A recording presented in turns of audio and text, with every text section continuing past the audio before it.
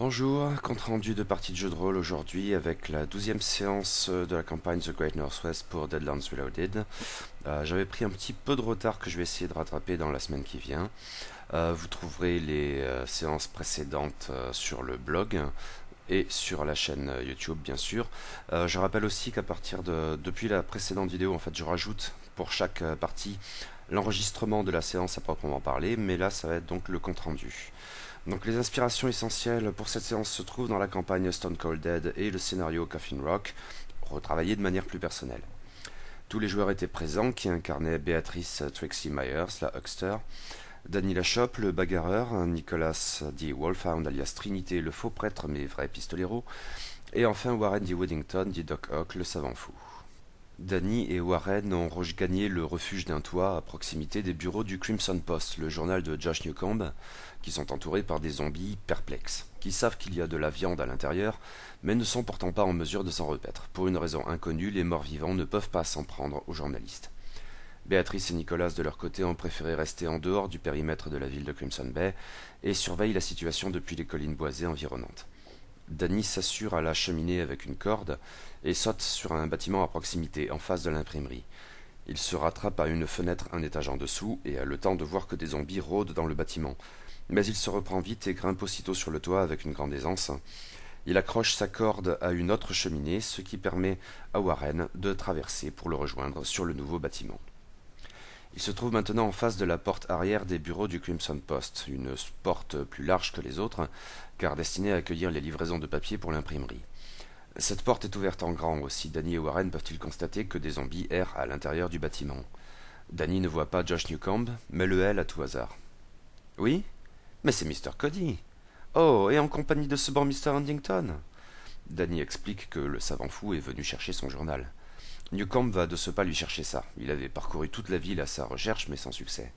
Il retourne à l'intérieur de l'imprimerie, sans que les morts-vivants autour de lui ne réagissent de quelque manière que ce soit, et en ressort bientôt avec 2 éditions spéciales. Oui, 2, c'est qu'il se passe pas mal de choses en ce moment.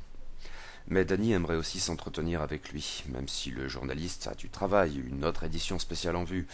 Newcomb est récalcitrant. Mais Danny le convainc du moins de monter à l'étage du bâtiment où Warren et lui se sont réfugiés.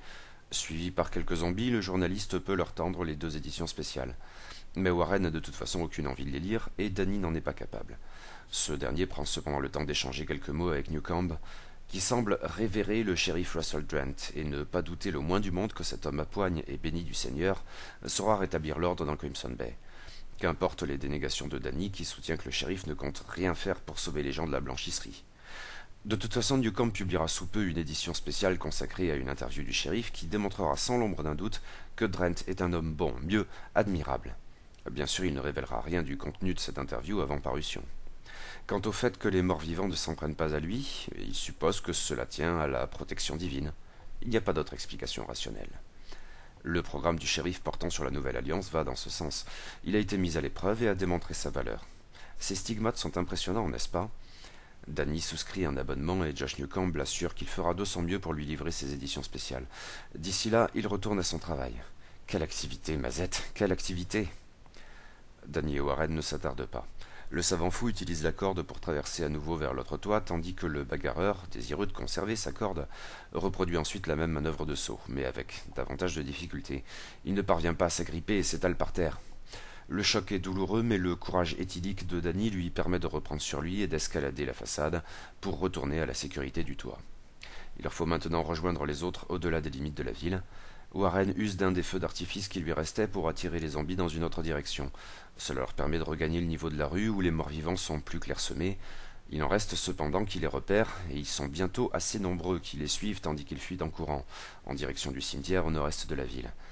Danny ne veut pas attirer les zombies dans la direction de Béatrice et Nicolas, qui n'interviennent pas, et il fait de grands gestes pour qu'ils le suivent lui plutôt que Warren, lequel peut ainsi rejoindre leurs camarades. Ils entreprennent de remonter discrètement vers le nord. Les zombies sont tenaces derrière Danny, ils ne connaissent pas la fatigue, mais leur lenteur est telle qu'ils sont enfin contraints de lâcher l'affaire pour la simple raison qu'ils ne voient plus leur proie. Les PJ se retrouvent dans les bois un peu avant le cimetière. Ils sont maintenant dans une relative sécurité et jugent qu'il est temps de lire les éditions spéciales de Josh Newcomb. Nicolas lit la première, étant la seconde à Béatrice. Un régime alimentaire répugnant, de notre envoyé spécial Josh Newcomb. Parmi les nombreux signes de ce que le jour du jugement est imminent, l'honnête homme attentif aux errements de ses contemporains ne manquera pas de relever combien la notion même d'alimentation a été pervertie. Songez à ces pauvres gens qui espèrent encore survivre à l'apocalypse en s'entassant dans quelque entreprise asiate aux motivations aussi douteuses que ses financements. Or, les mœurs culinaires étranges de ces orientaux suspects menacent de déteindre sur ces moutons égarés. Ainsi qu'il a été maintes fois rapporté par tant d'observateurs au-dessus de tout soupçon, de fait, les jaunes en période de crise n'hésitent guère à recourir à la consommation de chair humaine. Le cannibalisme est pour ainsi dire une institution à la cour du Mikado, et les mousses messilubriques ne sont pas les dernières à se repaître de la chair de leurs semblables. Les chiens, les chats, tant de mets déjà horribles dont ils se régalent quand tout est prospère. Qui s'étonnera donc de ce qu'ils s'abaissent à consommer le réceptacle de l'âme immortelle de l'homme quand les temps deviennent difficiles?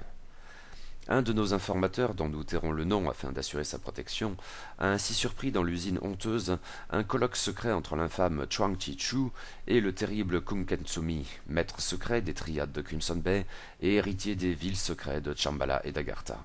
Ces deux criminels comptaient persuader par de suaves paroles les innocents bons chrétiens captifs de cette blanchisserie de l'enfer de se nourrir des cadavres de leurs regrettés parents. Quelle insolence, quelle vilainie! La force majeure, disent-ils, plutôt la perversion inhérente à ces êtres maudits au teint de prune. Car ils ne concertent pas s'en tenir là. Leurs rituels shintoïstes et taoïstes impies suivront, qui métamorphoseront leurs pauvres victimes en ces êtres hirsutes et sauvages que les peaux-rouges, guère moins sauvages il est vrai, appellent les guandigus. Cela ne doit pas être. Les habitants de Crimson Bay doivent résister à cette tentation funeste et orientalement démoniaque. Aussi suggérons-nous à nos aimables lecteurs d'apaiser leur faim au travers d'un régime alimentaire plus sensé et respectueux de l'intégrité physique de chacun. En pareille situation, il apparaît clair que la consommation de légumes verts et de fruits frais s'impose comme l'unique garantie d'une santé rayonnante. Nous attirons tout spécialement l'attention de nos aimables lecteurs sur les vertus des brocolis, un vrai mi-citoyen, nutritif et pas moins délicieux. Résistez à l'emprise alimentaire étrangère, mangez américain et non des Américains. De notre envoyé spécial, Josh Newcomb. De son côté, Béatrice lit la seconde édition spéciale. Ceux qui rient dans les ténèbres. De notre envoyé spécial, Josh Newcomb. Nos aimables lecteurs ne seront pas surpris d'apprendre qu'en ces temps difficiles, il se trouve des êtres immondes pour se réjouir de la misère des bons chrétiens. Ainsi, bien sûr, de cet infâme homme du cimetière, dont il nous est arrivé de parler dans nos colonnes. Édition spéciale du 3 janvier, du 25 février, du 5 mai, du 3 août, du 15 septembre, du 29 décembre 1879, et du 5 janvier, du 3 février, du 4 mars, du 23 avril, du 4 mai, du 6 mai, du 7 mai, du 24 mai, du 30 juillet, du 14 août, du 21 août et du 13 septembre 1880. Il ne pouvait rester en paix tandis que le chaos déferlait sur Crimson Bay. Le mort qui marche, et comment pourrait-il ne pas être lié à la soudaine réapparition de tant de nos chers disparus dans nos bonnes rues de Crimson Bay? Le mort qui marche, disais-je, fait à nouveau des siennes, et menace de par sa simple présence l'intégrité de nos aimables lecteurs. Nous ne saurions trop leur conseiller dès lors d'éviter de se promener dans les abords du cimetière, au charme bucolique certes fort appréciable, mais la sécurité passe avant tout. Ceci d'autant plus que l'homme du cimetière, selon nos sources, aurait ouvertement pactisé avec les démons des peaux-rouges. Qui s'en étonnera là encore? Certainement pas quiconque a, dans ses cauchemars les plus moites, aperçu ne serait-ce qu'un bref instant le hideux faciès de ce chaman cruel qui rit dans les ténèbres. Prenez donc vos précautions, aimables lecteurs. En cette triste époque, les collines boisées qui environnent Crimson Bay ne sont hélas guère propices au pique-nique en famille.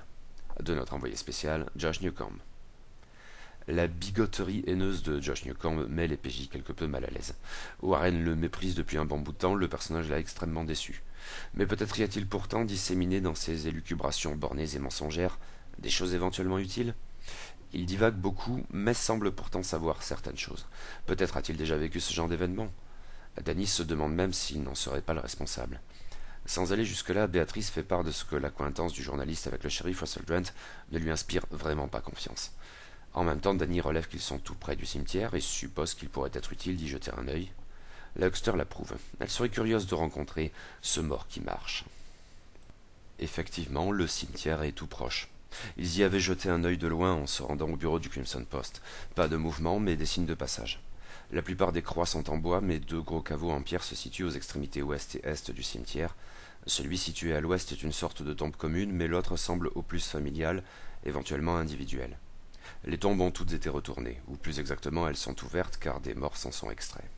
Le muret entourant le cimetière a souffert çà et là, et la grille de l'entrée a été défoncée. Les PJ s'avancent en direction du caveau à l'est du cimetière. Il y a une grille à l'entrée, à taille humaine, qui est ouverte, et permet d'apercevoir un cercueil ouvert également. Le nom du défunt se lit aisément, Mortimer Stelias, l'ancien propriétaire foncier de la région, celui qui a fait venir Gamblin Joe Wallace et a donné de ses terres à la communauté des anciens esclaves. Béatrice, qui n'en est plus à sa près, toque à la grille en disant « Y a quelqu'un » Pas de réponse venant de l'intérieur, mais à la lisière est du cimetière, on entend des bruits dans les fourrés. Et bientôt, la voix de John Brims, le huckster reconverti en croque-mort, dont il savait qu'il était un ami de Stelias. Il sort des buissons et salue les PJ, Warren notamment, qui ont mis le temps à venir. Mais il n'a pas de reproche à leur faire, lui qui a fui sans attendre. Il s'est montré faible. Il aurait peut-être pu faire quelque chose, mais n'a pas voulu s'impliquer. Il ne joue plus aux cartes depuis qu'il s'est installé à Crimson Bay, mais... Eux, par contre, l'ont cherché, ils se sont inquiétés pour lui. Et chez lui, ils ont mis la main sur son journal et son exemplaire du livre des jeux de Hoyle. Warren lui rend aussitôt son journal et Béatrice le livre. Il aurait pu partir avec. Peut-être les a-t-il laissés pour qu'on les trouve, sans bien en être conscient. Ils échangent sur leurs expériences de ces derniers jours et font le point sur la situation. Puis Brims confesse ne pas se trouver là par hasard. Non, il ne connaît pas le nom du démon qui loge dans le corps de Russell Grant, mais il connaît quelqu'un qui en sait davantage. Et mieux vaut qu'il leur parle directement. Béatrice sourit. Mr. Stelias est ici ? Tout à fait. Mais mieux valait l'introduire pour réfréner les ardeurs des accros de la gâchette. En effet, là où était apparu John Brims, les PJ distinguent maintenant la silhouette immédiatement reconnaissable du déterré qu'ils avaient croisé aux environs de la résidence de Shane Atherton et qui avait aspiré l'âme de Glenn Cabot. Instinctivement, Danny recule tandis que le nouveau venu les dévisage lentement sans un mot. Nicolas, lui, dégaine aussitôt ses armes et les pointe sur le déterré. Béatrice et Warren se positionnent aussitôt de façon à empêcher le faux prêtre de commettre une bêtise. Brims fait les présentations. Il sait bien que l'apparence de son ami a de quoi faire peur, mais il les en prie. S'ils lui ont jamais accordé confiance, Warren notamment, qu'ils le croient. Stelias est de leur camp. C'est un gentil dans toute cette affaire. Danny approche, mais Nicolas n'y croit pas. Stelias s'avance vers le pistolero, très nerveux, et qui refuse d'écouter les injonctions du bagarreur qui lui dit de déposer ses armes. Il a quelques préjugés. Le déterré trouve ça bien compréhensible. Mais il s'adresse à Nicolas qui ressasse la scène où Stelias a aspiré l'âme de Cabot. Je n'ai pas choisi ma condition. Je n'ai pas choisi de revenir. On m'a fait revenir, pour me torturer. Voyez-vous, je me targuais d'être un homme bon. Il faut croire que je n'étais pas le seul à avoir cette impression. On m'a fait revenir pour me dégrader. Par chance, cela ne s'est pas produit pour l'heure. Brims prend son relais. Un Manitou l'a fait revenir, oui, mais il est parvenu à le subjuguer. Stelias est honnête, respectable. Je ne prétendrai pas qu'il est inoffensif, car c'est probablement l'homme le plus dangereux que j'ai jamais connu, mais il ne vous veut pas de mal. Nicolas ne comprend rien à ces histoires de Manitou. C'est que la religion qu'il professe, ou feint de professer, ne les connaît pas, ou pas sous ce nom. Stelias explique que les Indiens désignent ainsi des esprits maléfiques qui se nourrissent de la peur. Ils ont voulu faire de moi leur instrument, manière cruelle de narguer l'homme bon que j'étais ou que je croyais être. Béatrice lui demande si dans ce cas c'est un Manitou qui possède Drent, et c'est bien le cas. En fait, c'est probablement lui qui commande entre autres le Manitou qui habite la carcasse du déterré. Oui, ils ont une hiérarchie. Il faut donc remonter jusqu'à lui. Peut-on le tuer ? Vous ? J'en doute. Il est assez puissant. Cela implique de faire appel à des moyens surnaturels. La huckster poursuit. Mr. Chow a avancé qu'il pourrait le vaincre, à la condition de connaître le nom du démon, ou plutôt du Manitou. Stelias connaît ce nom, mais n'a aucune confiance en le maître caché de Chinatown. Mieux vaut chercher d'autres alliés. Auprès des Indiens, avance Béatrice. Oui, c'est la meilleure chose à faire. Il faut trouver Laughs of Darkness. Il a cherché à vous contacter. Les visions de Raffi, oui. Lui non plus n'inspire pas confiance à vue d'œil. Pourtant... Mais avant que quiconque ne lui pose la question, non, Stelias ne peut pas s'en prendre lui-même à ce Manitou. J'ai subjugué mon propre Manitou, mais il faut tout de même que je me tienne à distance. Le risque est trop grand qu'il se réveille à cette proximité. Et, croyez-moi, ce ne serait pas un risque seulement pour moi. C'est bien pour cela que je n'ai pas pu aller en ville lors des derniers événements. Laughs of Darkness connaît le nom du Manitou. Le déterré préfère que ce soit lui qui le donne au PJ, comme une garantie. Et concernant les morts vivants, Drent avançait que le responsable appartenait à la communauté des anciens esclaves. C'est pour partie vrai. Mais c'est bien le Manitou qui est derrière tout ça, manipulant des pions qui croient se combattre quand en fait ils servent la même cause. Drent, Fedor, Mr. Chow et quelques autres, qui n'ont absolument pas conscience de leur rôle dans cette affaire, comme Newcomb, bien sûr. Un bonhomme fanatique et bourré de préjugés, mais le vrai problème est ailleurs, dans ces articles. Généralement, on ne les prend pas au sérieux et à bon droit. Cependant, ils ont la plupart un petit fond de vérité au milieu des bêtises, et quand ces informations semblent être confirmées, cela accroît la peur, et éventuellement son crédit. Aussi l'article suivant fera-t-il encore plus peur et de moins en moins rire, etc. Il croit sincèrement travailler pour Dieu, mais ce n'est certainement pas le cas. Nicolas reste nerveux. Malgré l'attitude de ses camarades, il garde les armes braquées sur le déterré. Mais il est en même temps apporté à interpréter les propos de Stélias selon une grille chrétienne, l'exorcisme impliquant la connaissance du nom du démon, etc. Mais ses connaissances en la matière sont en fait très floues. Nicolas s'étonne aussi des raisons qui avaient amené Stélias en ville au moment de la mort de Glenn Cabot. Il était venu pour eux, pour juger de leurs capacités. Ils lui ont fait peur d'ailleurs avec leurs actions irréfléchies. C'est ironique, n'est-ce pas? Même chose quand ils ont fait brûler l'église. Mais Béatrice fait la remarque qu'il manque de temps, et d'options vraiment sûres. Elle se demande si Crimson Bay, débarrassé des morts vivants, ne serait pas dans une situation encore pire, sous le contrôle de Russell Drent ou du Manitou qui habite son corps. Cependant, il y a des problèmes particulièrement pressants, et notamment ces morts subites qui frappent les habitants de Crimson Bay, y compris ceux qui se sont réfugiés à la blanchisserie. Ne peuvent-ils rien faire? Si. La cause est assez évidente en fait. L'eau, bien sûr. Ce n'est qu'alors que Nicolas se rappelle des pattes de poulet trouvées près des puits, qui ont bien été contaminées. Si les habitants de Crimson Bay cessent de boire cette eau, mais il faut alors trouver de quoi la remplacer, les morts subites cesseront. Purifier les puits avec un élu serait sans doute la chose à faire à terme. Il faut communiquer cette information aux gens dans la blanchisserie, et notamment à Rafaela. Mais qu'en est-il alors du maître des zombies? Pour Stélias, raisonner Fedor au point où ils en sont n'est hélas plus envisageable. Il le connaissait bien, le prêtre vaudou avait remisé de côté sa magie et souhaitait vivre en paix avec un sincère désir de venir en aide aux siens, mais l'expédition à la communauté des anciens esclaves a ranimé la flamme, maintenant inextinguible. Il me fait penser à moi d'une certaine manière, à moi, ou plutôt à ce que je pourrais devenir si je perdais le contrôle. Les PJ remercient Stélias pour ces précieuses informations, ils ont beaucoup de choses à faire. Et d'abord, il faut prévenir les réfugiés de la blanchisserie de ce que c'est l'eau qui provoque les morts subites. Les PJ contournent Crimson Bay, prenant soin de rester dans les collines boisées où les morts vivants ne sont pas trop nombreux. L'idée est de laisser Béatrice seule gagner la blanchisserie en usant de son sort de téléportation. Danny restera au cas où en soutien, non loin, Luxter prenant soin d'augmenter la discrétion du bagarreur durant l'approche de la ville par le nord. La méthode qui commence à être éprouvée fonctionne très bien, et Béatrice peut ainsi se téléporter sur le toit de la boutique de la blanchisserie, où une trappe permet de pénétrer dans l'usine elle-même. Les gardes sont surpris de ne voir que Béatrice, mais ne font pas de remarques et la laissent entrer. La première chose que fait Béatrice une fois à l'intérieur est de chercher où se trouve Rafi. L'élu, elle est très marquée. Cela fait plusieurs jours qu'elle se consacre presque en permanence au rituel de sanctification de la blanchisserie. Les gardes aussi sont exténués.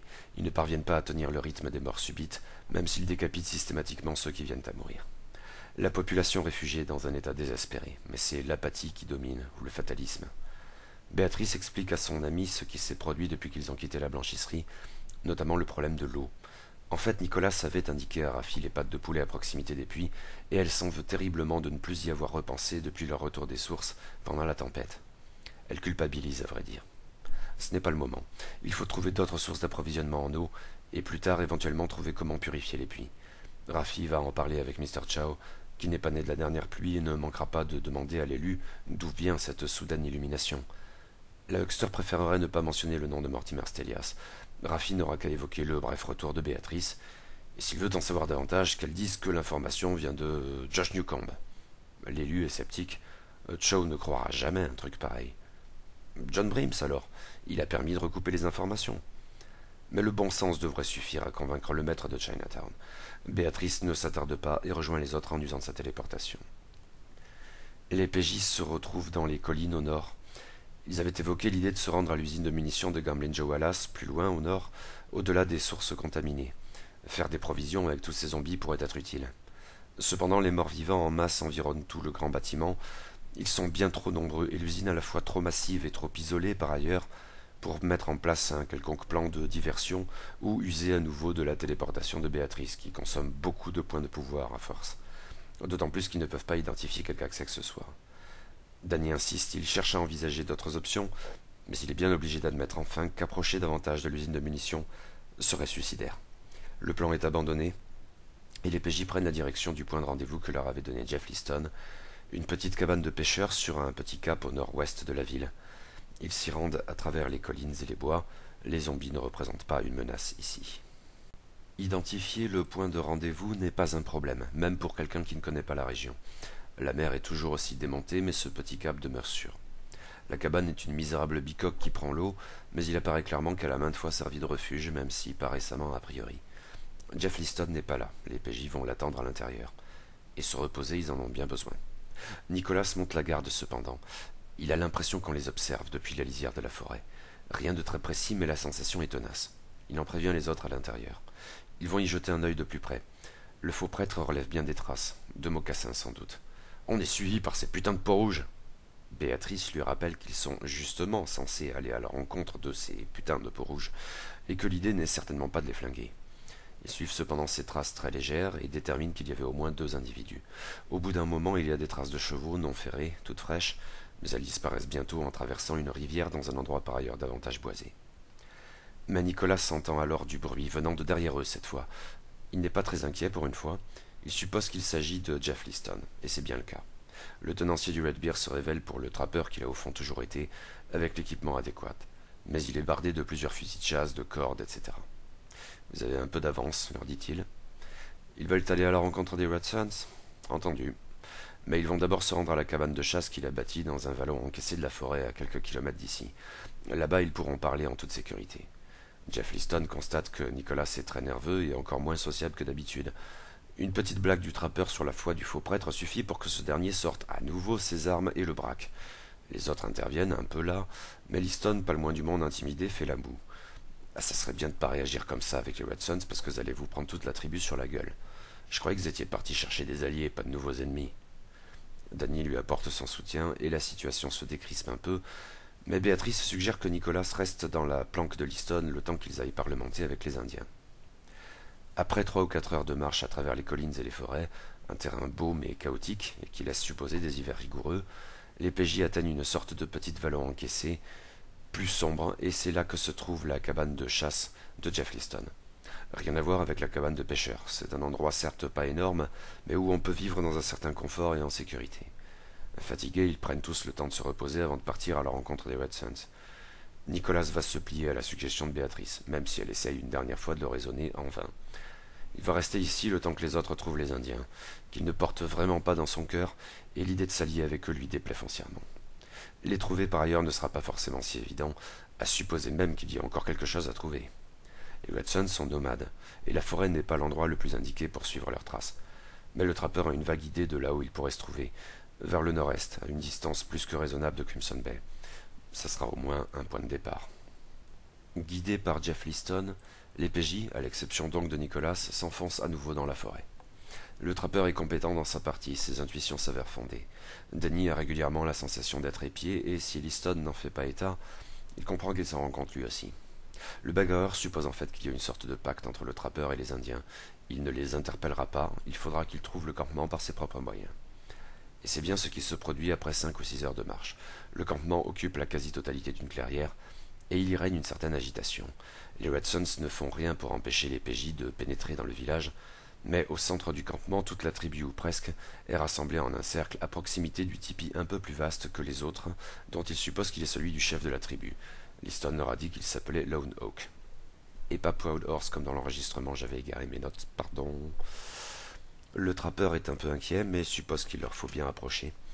Au centre du cercle se trouve un poteau, auquel est attaché un vieil indien assez petit, le profil aquilin et buriné, le regard plein de morgue. Lone Oak est visiblement très en colère à son encontre. Liston ne sait pas assez de la langue des Red Suns pour savoir quel est au juste le problème, mais l'animosité est palpable. On n'a pas prêté attention au PJ. Aussi Jeff Liston, après un certain temps, ose enfin se signaler à l'attention du chef Lone Oak, qui se tourne vers eux et les regarde furibond, avec également quelque chose de dédaigneux. Il les dévisage tous, puis s'adresse à Liston, dans un anglais relativement limité mais suffisant pour échanger. Leur venue n'est pas très propice. Les Blancs de Crimson Bay sont à l'origine de l'assaut des morts-vivants qui n'a pas épargné les Red Suns. Danny l'avait déjà compris, de l'autre côté du campement il a repéré des charniers. Béatrice et lui expliquent avec diplomatie et déférence qu'ils sont également des victimes de cette invasion, et à Crimson Bay ils essayent, avec une amie restée sur place, de protéger les innocents. Ils aimeraient venir en aide aux Red Suns également. Lone Oak est au mieux sceptique, mais il a un autre coupable en tête, le vieil homme attaché au poteau, avec sa mauvaise magie. Il l'identifie comme étant Laughs of Darkness, un chaman qui avait été banni depuis longtemps de la tribu des Red Suns. Greybeard, son successeur, l'avait pourtant dit, le bannissement n'était pas suffisant. Lone Oak regrette que ce dernier soit mort. Mais il avait raison. Laughs of Darkness doit mourir. Une vision le lui a confirmé. Béatrice constate que les jeunes braves manifestent violemment leur haine du vieux chaman, mais les membres de la tribu plus âgés sont davantage indécis, voire un peu gênés, mis mal à l'aise même, par la scène qui se déroule sous leurs yeux, même s'ils n'osent pas contredire leur chef. Béatrice avance que les visions sont parfois trompeuses. Lone Oak rugit. C'était une vision accordée par l'esprit Tachene. Tachene ne ment pas. La huckster diplomate tourne la chose autrement. Tachene ne ment pas, mais ce sont les interprétations qui sont parfois biaisées. Lone Oak est stupéfait qu'une femme ose le reprendre. Mais Danny l'appuie. Ils ont les mêmes intérêts, les mêmes ennemis. Béatrice ajoute que plus il y a de morts, plus l'armée des morts grandit. Lone Oak, même en colère, est un homme raisonnable. Sans vraiment le dire, il admet qu'il y a du vrai dans les paroles des visiteurs. Mais sort alors des rangs un jeune indien, visiblement un chaman, du nom de Flying Shadow, ainsi que Jeff Liston apprend à ses compagnons, précisant qu'il est le successeur de Greybeard.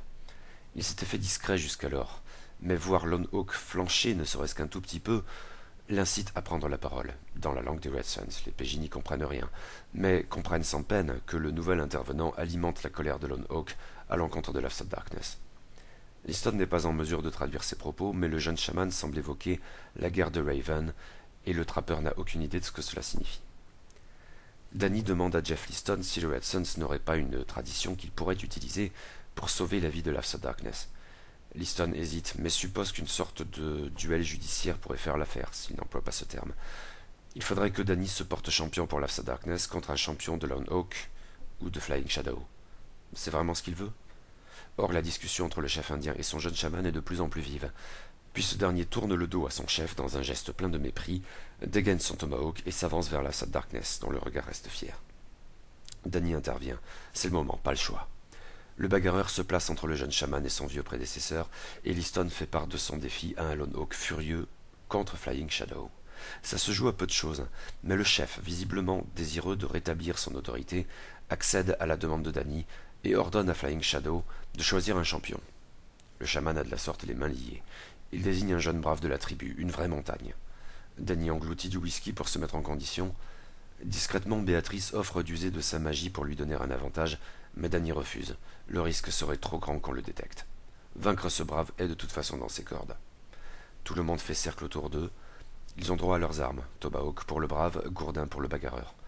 Tous deux échangent plusieurs passes sans parvenir à percer la défense de l'adversaire. Danny succombe bientôt à la frénésie, sans que cela ne lui confère vraiment d'avantage.